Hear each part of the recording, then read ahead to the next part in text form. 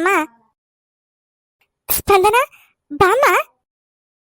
ಇದೇನಮ್ಮ ಇನ್ನು ಅತ್ತೆ ಮನೇಲಿ ಇರ್ತೀನಿ ಅಂದೆ, ಈಗ ನೋಡಿದ್ರೆ ಲಗೇಜ್ ತಗೊಂಡ್ ಬಂದ್ಬಿಟ್ಟಿದ್ಯಾ?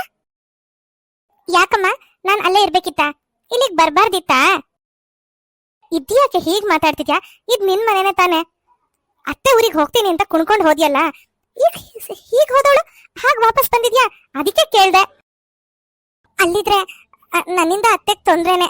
ಮೊದ್ಲೇ ಮಾವ ಬೇರೆ ಸರಿ ಇಲ್ಲ, ಅದಕ್ಕೆ ಬಂದ್ಬಿಟ್ಟೆ. ಹೌದಾ, ಒಳ್ಳೇದೇ ಆಯ್ತು ಬಿಡು. ಇದ್ದಕ್ಕಿದ್ದಂಗೆ ಅಲ್ಲಿಂದ ಹೊರಟು ಬಂದಿದ್ದಾಳೆ ಅಂದ್ರೆ ಏನೋ ಆಗಿದೆ. ಏನೋ ಒಟ್ನಲ್ಲಿ ಬಂದ್ಲಲ್ಲ, ಅಷ್ಟೇ ಸಾಕು. ಛೇ, ನಾನು ಅತ್ತೆ ಊರಿಗೆ ಹೋಗ್ಲೇಬಾರ್ದಿತ್ತು. ಅಲ್ಲಿಗೆ ಹೋಗಿದ್ದಕ್ಕೆ ತಾನೆ ಸಂದೀಪ್ ನನ್ನ ಮತ್ತೆ ನಾನು ನೋಡಿದ್ದು. ಹಳೇದೆಲ್ಲ ನೆನಪಾಗಿ ಅವನ ಜೊತೆನೆ ಇರ್ಬೇಕು ಅಂತ ಬಯಸಿದ್ದು. ಇಲ್ಲೇ ಇದ್ದಿದ್ರೆ ಇದು ಯಾವುದು ಆಗ್ತಾನೆ ಇರ್ಲಿಲ್ಲ. ಸ್ಪಂದನ ಸ್ಪಂದನ, ಅವತ್ತು ಹುಡುಗ ಬಂದಿದ್ನಲ್ಲ, ನಾಳೆ ಅವ್ರ ತಂದೆ ತಾಯಿ ನಿನ್ನ ನೋಡೋಕ್ ಬರ್ತೀನಿ ಅಂತ ಬೆಳಿಗ್ಗೆನೆ ಫೋನ್ ಮಾಡಿದ್ರು. ನಾನು ನಿನಗೆ ಫೋನ್ ಮಾಡೋಣ ಅಂತ ಅನ್ಕೊಂಡಿದ್ದೆ. ಮತ್ತೆ ನಿನ್ನೆಲ್ಲಿ ಕೋಪ ಮಾಡ್ಕೊಳ್ತೀಯೋ ಅಂತ. ಇಲ್ಲ, ಅವಳು ಬರೋದಿನ್ನೂ ಒಂದು ವಾರ ಆಗುತ್ತೆ, ಬಂದ್ ಕೂಡಲೇ ನಾವೇ ನಿಮಗೆ ವಿಷಯ ತಿಳಿಸ್ತೀವಿ ಅಂತ ಅವರಿಗೆ ಸಮಾಧಾನ ಮಾಡಿದೆ. ಆದ್ರೆ ಈಗ ಹೇಗೋ ನೀನ್ ಬಂದಿದ್ಯಲ್ಲ, ನಾಳೆ ಆ ಹುಡುಗನ ತಂದೆ ತಾಯಿನ ಮನೆಗೆ ಬರಕ್ ಹೇಳೋದ? ಸ್ಪಂದನಿಂಗೀಗ ಏನ್ ಹೇಳ್ಬೇಕು ಅನ್ನೋದೇ ಗೊತ್ತಾಗ್ತಿರಲ್ಲ. ಅವಳು ಯಾರು ಏನೇ ಹೇಳಿದ್ರು ಹೂ ಅಂತ ಮಾತ್ರ ಹೇಳ್ತಿರ್ತಾಳೆ ಹೊರತು ಅವಳಿಗೆ ಯೋಚನೆ ಮಾಡೋಷ್ಟು ತಾಳ್ಮೆ ಕೂಡ ಇರಲ್ಲ. ಅಮ್ಮ, ನಿನ್ನಿಷ್ಟ ಅಪ್ಪನಿಷ್ಟ, ನನ್ನನ್ನು ಏನೋ ಕೇಳಬೇಡಿ. ಸರಿ, ಹಾಗಿದ್ರೆ ನಾನು ಈಗಲೇ ಹುಡುಗನ ತಾಯಿಗೆ ಫೋನ್ ಮಾಡಿ ನಾಳೆ ನೀವು ನಮ್ಮ ಮನೆಗೆ ಬರ್ಬೋದು ಅಂತ ಹೇಳ್ತೀನಿ. ಮಾರನೇ ದಿನನೇ ಸುಶಾಂತ್ ತನ್ನ ತಂದೆ ತಾಯಿ ಜೊತೆ ಸ್ಪಂದನ ಮನೆಗೆ ಬರ್ತಾನೆ. ನಿನ್ ಹೆಸರೇನಮ್ಮ? ಸ್ಪಂದನ. ನೋಡಿ ಸುಶೀಲ್ ಅವ್ರೆ, ನಮ್ ಸುಶಾಂತ್ ಹುಡುಗಿ ತುಂಬಾ ಚೆನ್ನಾಗಿದ್ದಾಳೆ ಅಂತ ಮನೆಗೆ ಬಂದ್ಮೇಲೆ ಹಾಡು ಹೊಗಳಕ್ಕಿದ್ದ. ಅದಕ್ಕೆ ಅವತ್ತಿಂದ ಹುಡುಗಿನ ನೋಡ್ಬೇಕು ಅಂತ ನನಗೆ ತುಂಬಾನೇ ಅನ್ನಿಸ್ತಿತ್ತು. ನಿಜಕ್ಕೂ ನನ್ನ ಮಗ ಹೇಳ್ದಂಗೆ ನಿಮ್ ಮಗಳು ತುಂಬಾನೇ ಮುದ್ದಾಗಿದ್ದಾಳೆ. ಮತ್ತೆ ಇನ್ಯಾಕ್ ತಡ, ಆದಷ್ಟು ಬೇಗ ವಾಲ್ಗ ಊದಿಸ್ಬಿಡೋಣ. ಹೌದೌದು, ಈ ತರ ವಿಷಯಗಳಲ್ಲಿ ತಡ ಮಾಡೋದೇ ಬೇಡ. ಆದಷ್ಟು ಬೇಗ ಮದ್ವೆ ಮಾಡಿ ಮುಗಿಸ್ಬಿಡೋಣ. ಎಲ್ರೂ ಸೇರಿ ಮದ್ವೆ ದಿನಾನ ಫಿಕ್ಸ್ ಮಾಡ್ತಾರೆ. ಹೀಗೆ ಸ್ವಲ್ಪ ದಿನಗಳು ಕಳೆಯುತ್ತೆ. ಈ ಕಡೆ ಸ್ಪಂದನಂಗೆ ಸಂದೀಪನ್ನ ಮರೆಯಕ್ಕೂ ಆಗ್ತಿರಲ್ಲ, ಸುಶಾಂತ್ನ ಒಪ್ಕೊಳ್ಳೋಕ್ಕೂ ಆಗ್ತಿರಲ್ಲ. ನೋಡ್ತಾ ನೋಡ್ತಾ ಸುಶಾಂತ್ ಸ್ಪಂದನ ಮದ್ವೆ ದಿನ ಬಂದೇ ಬಿಡತ್ತೆ. ಎರಡೂ ಮನೆಯವರು ಸೇರಿ ಸುಶಾಂತ್ ಸ್ಪಂದನ ಮದ್ವೆನ ಗ್ರ್ಯಾಂಡ್ ಆಗಿ ಮಾಡ್ತಾರೆ. ಮದ್ವೆ ಆದ್ಮೇಲೆ ಸ್ಪಂದನ ತನ್ನ ಮದ್ವೆ ಆಗೋಯ್ತಲ್ಲ ಅಂತ ಅಳ್ತಾ ಇರ್ತಾಳೆ. ಇದೇನಮ್ಮ ಸ್ಪಂದನ, ಚಿಕ್ಕ ಮಗು ತರ ಅಳ್ತಿದ್ಯಲ್ಲ? ಏನೇ ಹೀಗೆ ಕೇಳ್ತ್ಯಾ? ನಮ್ಮಿಬ್ರನ್ನು ಬಿಟ್ಟು ಹೋಗ್ಬೇಕಲ್ಲ ಅಂತ ದುಃಖ ಅವಳಿಗೆ. ಸ್ಪಂದನ, ಸ್ಪಂದನ, ನಿಮ್ ಮತ್ತೆ ಕರಿತಾ ಇದ್ದಾರೆ, ಆ ಕಡೆ ನೋಡು ಸ್ವಲ್ಪ. ಯಾಕಮ್ಮ, ತವ್ರ ಮನೆ ಬಿಟ್ಟು ಬರ್ಬೇಕಲ್ಲ ಅಂತ ಅಳ್ತಿದ್ಯಾ? ಸರಿ, ನಿನ್ಗೆ ಇನ್ನೂ ನಿಮ್ಮ ಅಪ್ಪ ಅಮ್ಮನ ಜೊತೆ ಎಷ್ಟು ದಿನ ಇರ್ಬೇಕು ಅನ್ಸುತ್ತೋ ಅಷ್ಟ್ ದಿನ ಇದ್ ಬಾ, ನನ್ನ ಅಭ್ಯಂತರ ಏನೂ ಇಲ್ಲ. ನಮ್ಮಮ್ಮ ಒಬ್ರು ಸುಮ್ನಿರಕ್ಕಾಗ್ದೆ ಏನೇನೋ ಹೇಳ್ತಾರೆ.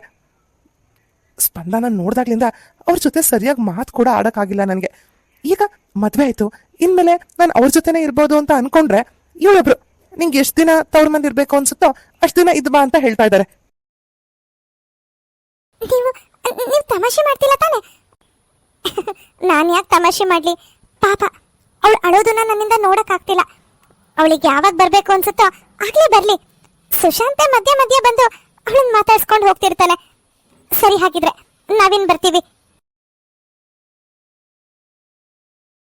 ಸ್ಪಂದನ, ನೋಡು, ನಮ್ಮಮ್ಮ ಹೇಳ್ದಾಗೆ ನಿನಗೆ ಯಾವತ್ ನಮ್ಮ ಮನೆಗೆ ಬರ್ಬೇಕು ಅನ್ಸತ್ತೋ ಆಗ್ಲೇ ಬಾ. ಆದ್ರೆ ದಯವಿಟ್ಟು ಅಳ್ಬೇಡ. ನೀನ್ ಅಳೋದ್ ನೋಡಿದ್ರೆ ನಮಗ್ ಬೇಜಾರಾಗುತ್ತೆ. ನಾವು ಮನೆಗೆ ಹೋಗಿ ನೆಮ್ಮದಿಯಾಗಿರಕ್ಕಾಗಲ್ಲ. ಸರಿ, ನಾನು ಇನ್ ಬರ್ತೀನಿ, ಫೋನ್ ಮಾಡ್ತೀನಿ, ಬಾಯ್.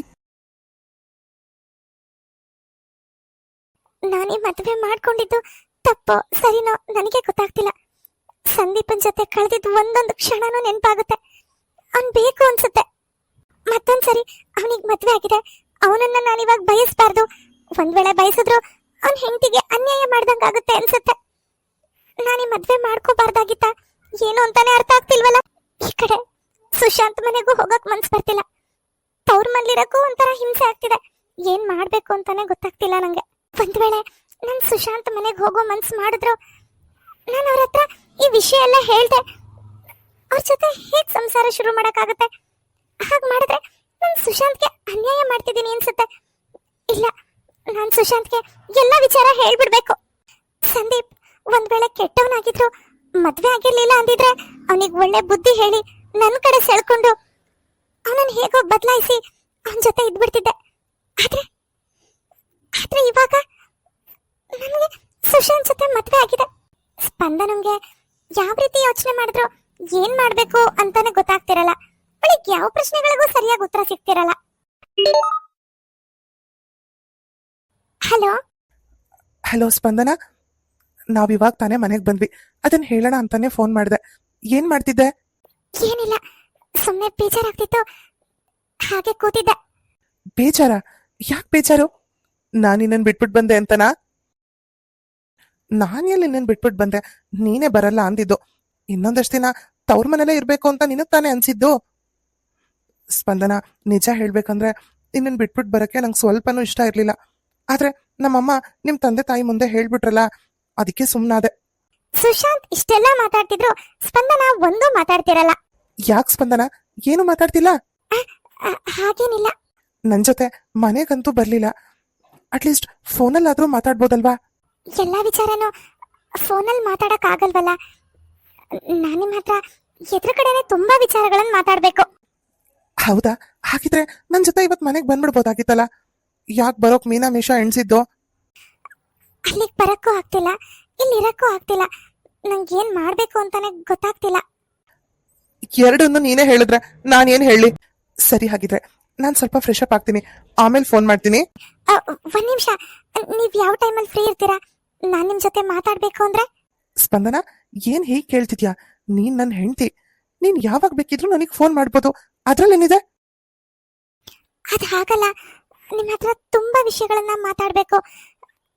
ಏನ್ ಮಾತಾಡೋದು, ಹೇಗ್ ಮಾತಾಡೋದು ಅದು ನನಗೆ ಗೊತ್ತಾಗ್ತಿಲ್ಲ. ಫೋನಲ್ಲಿ ಮಾತಾಡೋದಾ, ಎದುರುಗಡೆ ಮಾತಾಡೋದಾ ಅಂತಾನೂ ಗೊತ್ತಾಗ್ತಿಲ್ಲ. ಇನ್ನು ನಾನು ಆ ಗೊಂದಲದಲ್ಲೇ ಇದ್ದೀನಿ. ಫೋನಲ್ಲೆಲ್ಲ ಬೇಡ, ಎದುರುಗಡೆನೆ ಮಾತಾಡುವಂತೆ, ಸರಿನಾ? ಆದ್ರೆ ಇದು ಮನೇಲಿ ಮಾತಾಡೋ ಅಂತ ವಿಚಾರ ಅಲ್ಲ. ಎಲ್ಲಾದ್ರೂ ಹೊರಗಡೆ ಸಿಗಕ್ಕಾಗತ್ತಾ? ಹೊರಗಡೆನಾ? ನಾವಿಬ್ರು ಗಂಡ ಹೆಂಡ್ತಿ, ಲವ್ವರ್ಸ್ ಅಲ್ಲ. ಸರಿ, ನಿನ್ ಎಲ್ಲಾದ್ರೂ ಮಾತಾಡು, ಒಟ್ನಲ್ಲಿ ನನ್ ಎದುರುಗಡೆ ಮಾತಾಡು. ಇನ್ನು ನೋಡಕ್ ಬಂದಾಗ್ಲಿಂದ ನಾನ್ ನಿನ್ ಜೊತೆ ಮುಖ ಕೊಟ್ಟು ಸರಿಯಾಗಿ ಮಾತಾಡು ಇಲ್ಲ. ನೀನು ಅಷ್ಟೇ. ಅದು ಅದು ಸ್ಪಂದನ, ಅಮ್ಮ ಏನಕ್ಕೋ ಕೂಗ್ತಾ ಇದ್ದಾರೆ. ನಾನು ನಿಂಗೆ ಆಮೇಲೆ ಫೋನ್ ಮಾಡ್ತೀನಿ. ಬಾಯ್. ಹಲೋ ಹಲೋ, ಫೋನ್ ಇಟ್ಟೇ ಬಿಟ್ರಲ್ಲ. ಇಲ್ಲ, ಆದಷ್ಟು ಬೇಗ ಎಲ್ಲ ವಿಚಾರನ ಸುಶಾಂತ್ಗೆ ಹೇಳ್ಬಿಡ್ಬೇಕು. ಸ್ಪಂದನ,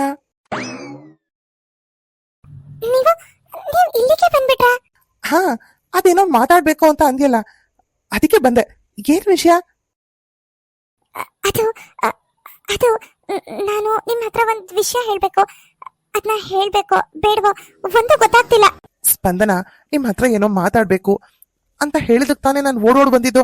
ಈಗ ನೋಡಿದ್ರೆ ಮಾತಾಡ್ಬೇಕು ಬೇಡ್ವೋ ಗೊತ್ತಾಗ್ತಿಲ್ಲ ಅಂತ ಹೇಳ್ತಿದ್ಯಲ್ಲ, ಅದೇನ್ ಹೇಳೋ? ಅದು ನಾನು ಕಾಲೇಜಲ್ಲಿ ಇದ್ದಾಗ ಒಂದ್ ಹುಡುಗನ್ನ ಲವ್ ಮಾಡ್ತಿದ್ದೆ. ಆ ಹುಡುಗ ಪ್ರತಿ ಶನಿವಾರ ಭಾನುವಾರ ನನ್ನ ಭೇಟಿ ಆಗಕ್ ಬರ್ತಾ ಇದ್ದ. ನಾವಿಬ್ರು ತುಂಬಾ ಖುಷಿಯಿಂದ ಮಾತಾಡ್ಕೊಂಡು ಅಲ್ಲಿ ಇಲ್ಲಿ ಸುತ್ತಾಡ್ಕೊಂಡಿರ್ತಿದ್ವಿ.